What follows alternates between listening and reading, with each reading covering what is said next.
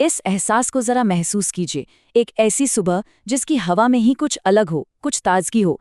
ये सुबह सिर्फ एक नया दिन नहीं लाती, बल्कि एक पूरे नए साल की शुरुआत का पहला संकेत लेकर आती है। आज हम गुड़ी पड़वा के गहरे अर्थ को परत दर परत समझने की कोशिश करेंगे। ये सिर्फ एक त्योहार नहीं है, ये नई शुरुआत, जीत और गहरे आध्यात्मिक संदेशों का एक संगम है।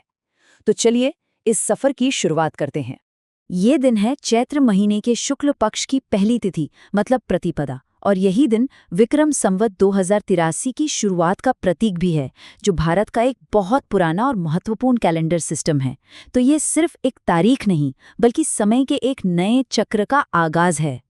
इस त्योहार का नाम ही इसके सबसे जरूरी प्रतीक से जुड़ा है, गुड़ी। पर आखिर ये गुड़ी है क्या और इसे क्यों फहराया जाता है? चलिए सबसे पहले इसी को समझते हैं। गुड़ी बनाना अपने आप में एक खास रस्म जैसा है। सोचिए, एक लंबा सा बांस का डंडा, उस पे लहराता चमकीला रेशमी कपड़ा, फिर उस पर सजावट होती है नीम और आम के ताजे पत्तों की, फूलों की माला और मीठी शक्कर की गाढ़ी की। और हाँ, सबसे ऊपर होता है एक उल्टा रखा हुआ बर्तन। जब हर घर के बाहर ये गुड़ी फहराई जाती है ना, तो वो नज़ारा देखने लायक होता है।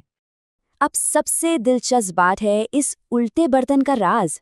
ये सिर्फ सजावट नहीं है, बल्कि ये जीत के मुकुट का प्रतीक है। और एक मान्यता ये भी है कि इसकी उल्टी पोजीशन की वजह से ये ब्रह्मांड की पॉजिटिव एनर्जी को सोख कर घर में फैलाता है। एक तरह से नए साल के लिए एक शक्तिशाली वेलकम। एक ही प्रतीक, लेकिन इसके पीछे की कहानियां हैं 3। चलिए अब और गहराई में उतरते हैं और देखते हैं कि कैसे एक ही ध्वज में ब्रह्मांड, महाकाव्य और इतिहास तीनों की कहानियां समाई हुई हैं। पहली और सबसे पुरानी कहानी तो हमें ले जाती है सृष्टि की बिल्कुल शुरुआत में। माना जाता है कि इसी दिन भगवान ब्रह्मा ने इस ब्रह्मांड का निर्माण शुरू किया था।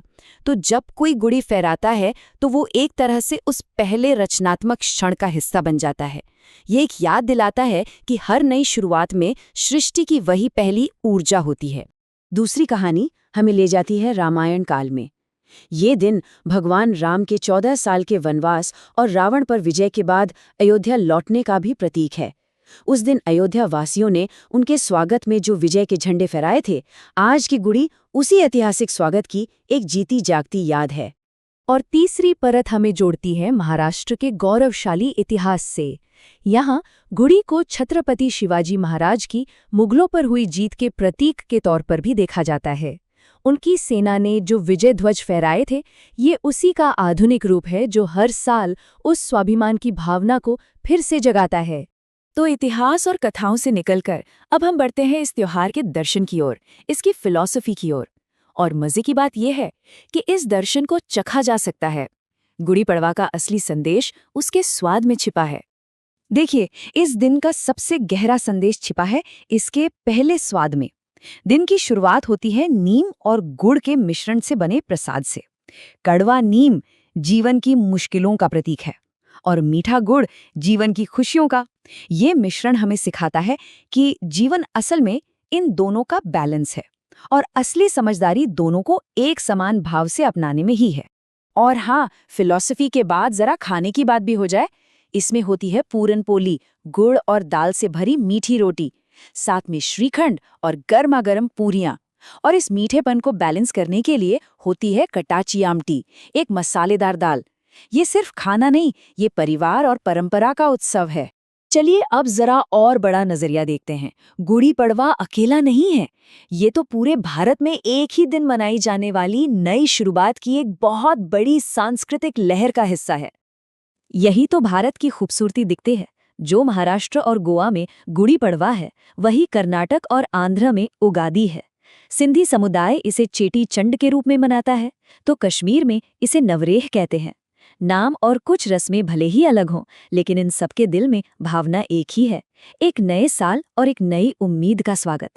और अब हम इस विश्लेषण की सबसे गहरी और शायद सबसे दिलचस्प परत पर पहुंचते हैं। इस खास नए साल का ज्योतिषीय और ब्रह्मांडीय महत्व क्या है? हर हिंदू वर्ष का एक खास नाम होता है और 2026 में जो साल शुरू हो रहा है उसका नाम है पराभव संवत्सर। पराभव, इसका सीधा मतलब होता है हार या फिर कोई बड़ा बदलाव। ज्योतिषी मान्यताओं के मुताबिक ये एक ऐसा साल होता है जो अहंकार को चुनौती देता है और विनम्रता को बढ़ावा देता है। ज्योतिष में एक मजेदार कॉन्सेप्ट है। हर साल का एक ग्रहीय मंत्रिमंडल होता है। इस साल राजा हैं बृहस्पति, जो ज्ञान और न्याय के प्रतीक हैं, और मंत्री हैं मंगल, जो साहस और एक्शन को दर्शाते हैं। ये ज्ञान और एक्शन का एक बहुत शक्तिशाली कॉम्बिनेशन है, जो बड़े बदलावों की तरफ इशारा करता है। और ये बात तब और भी दिलचस्प हो जाती है जब हम इतिहास पर एक नज़र डालते हैं। पिछला पराभव वर्ष था 1966-67। ये वो दौर था जब दुनिया भर में बड़े सामाजिक और राजनीतिक बदलाव हो रहे थे। इतिहास अक्सर खुद को दोहराता है, जो इस आने वाले साल को और भी महत्वपूर्ण बना देता है। तो ये साफ है कि गुड़ी पड़वा सिर्फ कैलेंडर बदलने का दिन नहीं है। ये ब्रह्मांडीय, ऐतिहासिक और व्यक्तिगत बदलाव का एक शक्तिशाली प्रतीक है। और ये हमें एक ज़रूरी सवाल के साथ छोड़ जाता है। जब बदलाव का ये साल शुरू होगा, तो कौन सी पुरानी आदतें और सोच हारेंगी और कौन सा नया ज्ञान और ताकत सामने आएगी?